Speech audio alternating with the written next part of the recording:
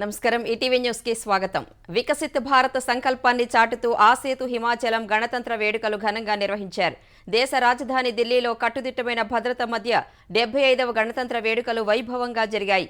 రాష్ట్రపతి భవన్ నుంచి రాష్ట్రపతి ద్రౌపది ముర్ము గణతంత్ర వేడుకల ముఖ్య అతిథి ఫ్రాన్స్ అధ్యక్షుడు మేక్రాన్తో కలిసి సంప్రదాయ గుర్రపు బగ్గీలో కర్తవ్య పథకు చేరుకున్నారు. అక్కడ వారికి ప్రధాని నరేంద్ర మోదీ, రక్షణ మంత్రి రాజ్నాథ్ సింగ్, త్రివిధ దళాల అధిపతులు స్వాగతం పలికారు. అనంతరం కర్తవ్య పథలో జెండా వందనం చేశారు. అనంతరం త్రివిధ దళాలకు చెందిన బలగాలు రాష్ట్రపతికి గౌరవ వందనం సమర్పించాయి.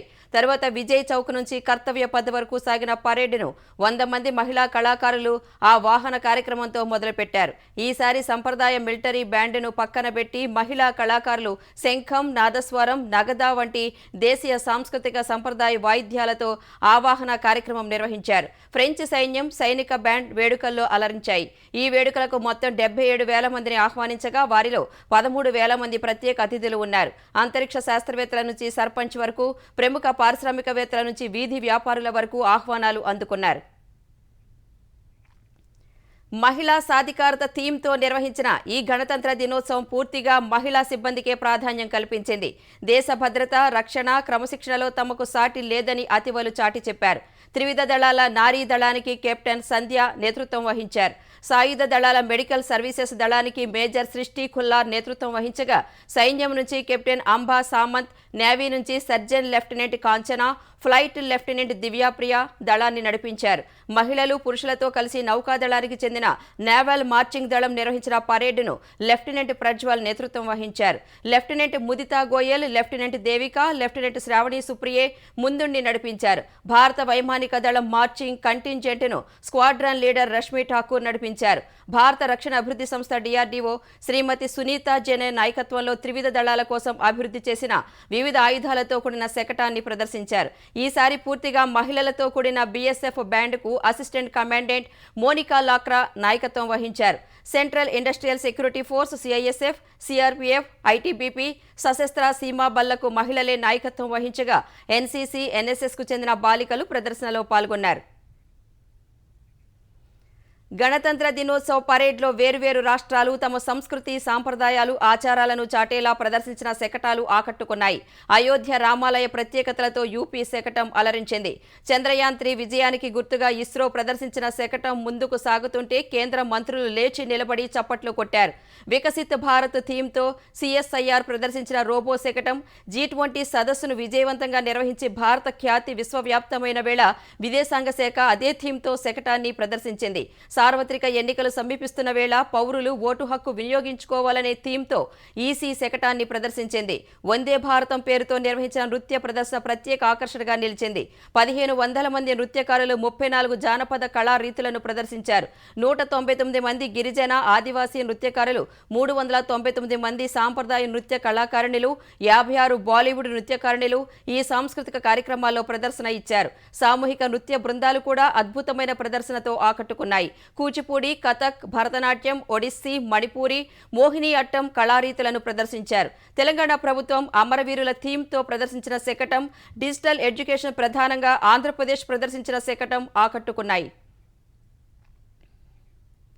నగదు బదిలీ, నగదు రహిత పథకాల ద్వారా తన ప్రభుత్వం 4.21 లక్షల కోట్లను లబ్ధిదారులకు పంచిందని ఆంధ్రప్రదేశ్ గవర్నర్ జస్టిస్ అబ్దుల్ నజీర్ వ్యాఖ్యానించారు. 75వ గణతంత్ర వేడుకలను పురస్కరించుకుని విజయవాడలోని ఇందిరాగాంధీ మున్సిపల్ స్టేడియంలో ముఖ్యమంత్రి జగన్ దంపతుల సమక్షంలో గవర్నర్ జాతీయ జెండాను ఆవిష్కరించి పోలీసు దళాల గౌరవ వందనాన్ని స్వీకరించారు. అనంతరం మాట్లాడిన గవర్నర్ పోలవరం ప్రాజెక్టు నిర్మాణానికి తన ప్రభుత్వం కట్టుబడి ఉందని తెలిపారు. గత 56 నెలల్లో ప్రభుత్వం గ్రామస్థాయి వరకు పాలనాపరమైన సంస్కరణలు తెచ్చినట్టు చెప్పారు. గ్రామ, వార్డు సచివాలయాల ద్వారా ఇంటింటికి పౌర సేవలు అందిస్తున్నట్లు వెల్లడించారు. మొబైల్ డిస్పెన్సింగ్ యూనిట్ల ద్వారా రేషన్ బియ్యం, ఫ్యామిలీ డాక్టర్ విధానం ద్వారా ప్రతి ఇంటికి వైద్య సేవలు అందుతున్నట్లు వివరించారు. ఆరోగ్యశ్రీ కార్డులు, 1 కోటి ఆదాయ, కుల ధృవీకరణ పత్రాలు ప్రజలకు ఉచితంగా ఇచ్చినట్టు చెప్పారు. వికేంద్రీకరణ తన ప్రభుత్వ విధానమని, జిల్లాల పునర్వ్యవస్థీకరణలో భాగంగా 13 కొత్త జిల్లాలు, 26 రెవెన్యూ డివిజన్లు ఏర్పాటైనట్టు చెప్పారు.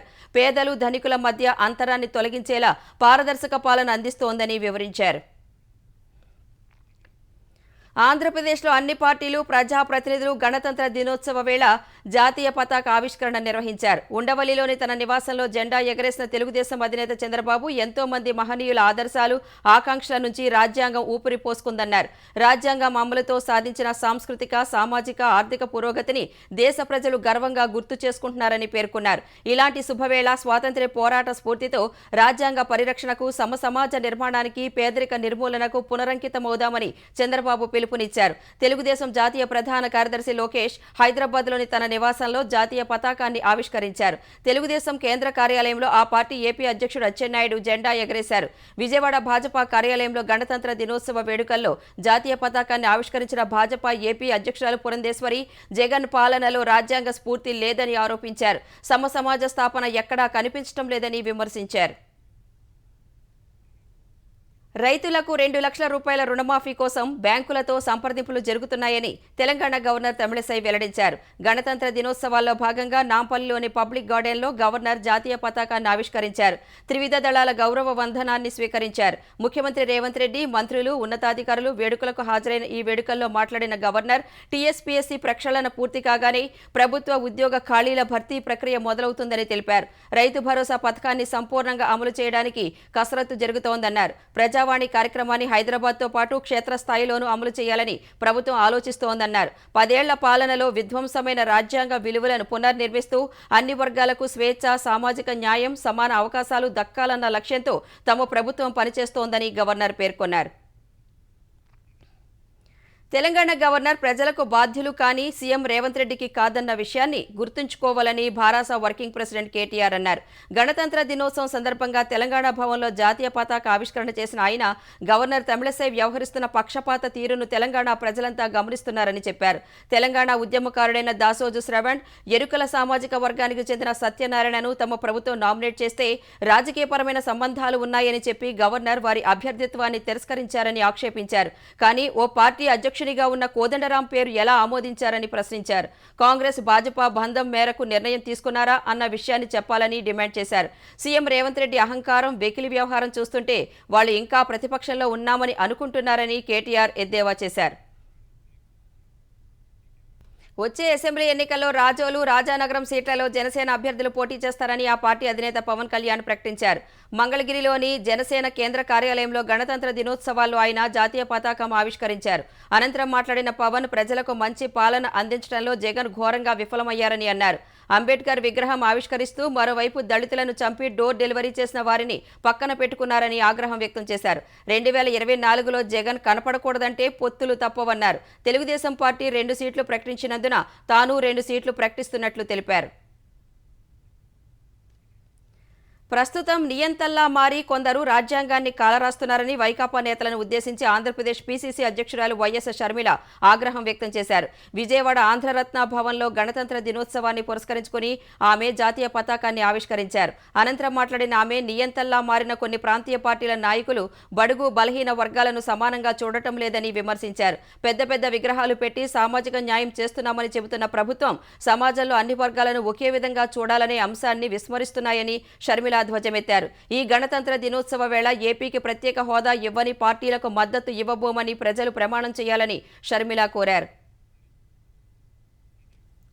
టీఎస్పీఎస్సీ చైర్మన్గా మాజీ డీజీపీ మహేందర్ రెడ్డి బాధ్యతలు స్వీకరించారు. మహేందర్ రెడ్డిని చైర్మన్గా మరో 5 సభ్యులతో కూడిన కొత్త బోర్డును ఏర్పాటు చేస్తూ ప్రభుత్వం నిన్ననే జీవో ఇచ్చింది.